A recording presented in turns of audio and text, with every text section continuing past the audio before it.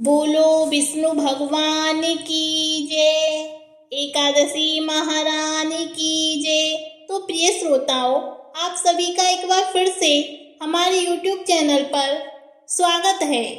आज हम आप सबको सुनाएंगे कामदा एकादशी व्रत की कहानी, जो हिंदू नववर्ष की पहली एकादशी यानी कामदा एकादशी मानी जाती है। यह एकादशी चैत्र मास के शुक्ल पक्ष की एकादशी तिथि को पड़ती है। तो आइए अब हम जानते हैं कामदा एकादशी व्रत की कहानी। प्राचीन काल में भोगीपुर नामक एक नगर था। वहां पर अनेक ऐश्वर्यों से युक्त पुंडरीक नाम का एक राजा राज्य करता था।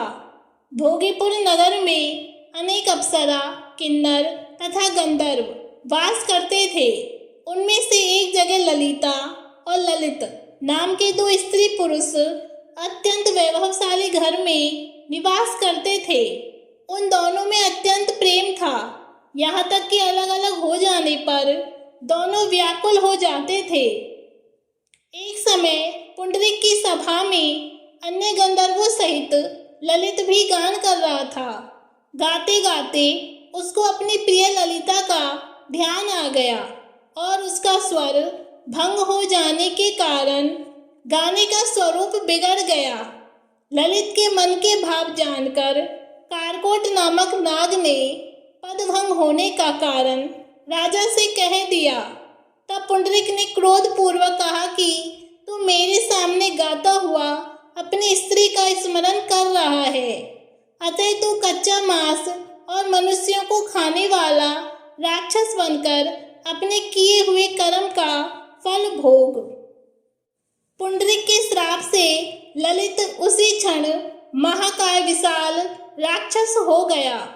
उसका मुख अत्यंत भयंकर, नेत्र सूर्य चंद्रमा की तरह प्रदीप्त तथा मुख से अग्नि निकलने लगी। उसकी नाक पर्वत की कंदरा के समान विशाल हो गई और गर्दन पर्वत के समान लगने लगी। सिर के बाल पर्वतों पर खड़े वृक्षों के समान लगने लगे तथा भुजाएं अत्यंत लंबी हो गई। कुल मिलाकर उसका शरीर 8 योजन के विस्तार में हो गया। इस प्रकार राक्षस होकर वह अनेक प्रकार के दुख भोगने लगा। जब उसकी प्रियतमा ललिता को यह वृतांत मालूम हुआ तो उसे अत्यंत खेद हुआ और वह अपने पति के उद्धार का यत्न सोचने लगी। वह राक्षस अनेक प्रकार के घोर दुख सहता हुआ घने वनों में रहने लगा। उसकी स्त्री उसके पीछे पीछे जाती और विलाप करती रहती।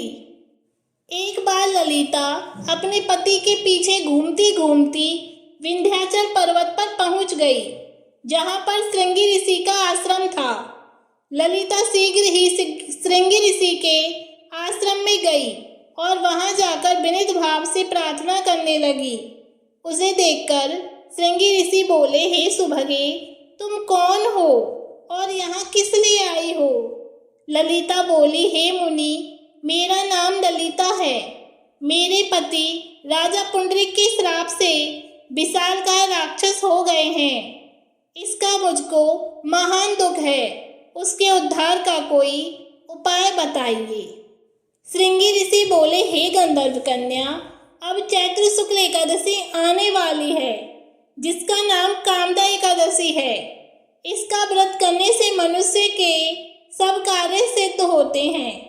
यदि तू कामदा एकादशी का व्रत करके उसके पुण्य का फल अपने पति को दे दे तो वह शीघ्र ही राक्षस योनि से मुक्त हो जाएगा और राजा का श्राप भी अवश्य शांत हो जाएगा।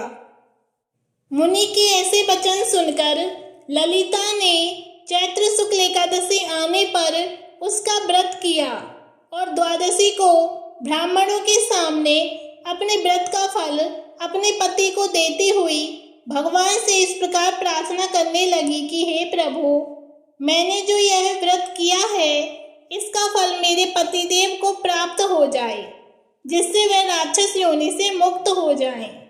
एकादशी का फल देते ही उसका पति राक्षस योनि से मुक्त होकर अपने पुराने स्वरूप को प्राप्त हो गया और फिर अनेक सुंदर वस्त्र आभूषणों से युक्त होकर ललिता के साथ विहार करने लगा। उसके पश्चात वे दोनों विमान में बैठकर स्वर्गलोक को चले गए। अतः कामदा एकादशी व्रत के समान इस संसार में इसके बराबर कोई और दूसरा व्रत नहीं है। इस एकादशी की कथा या सुनने से वाजपेयी यज्ञ का फल मिलता है तथा विधि पूर्वक व्रत करने से समस्त पाप नष्ट हो जाते हैं तथा राक्षस आदि की योनि भी छूट जाती है। तो इस तरह हुई कामदा एकादशी व्रत की कहानी। आप सभी को ये कहानी कैसी लगी कमेंट्स में ज़रूर बताएं और मेरे चैनल को लाइक शेयर एंड सब्सक्राइब करना ना भूलें। धन्यवाद।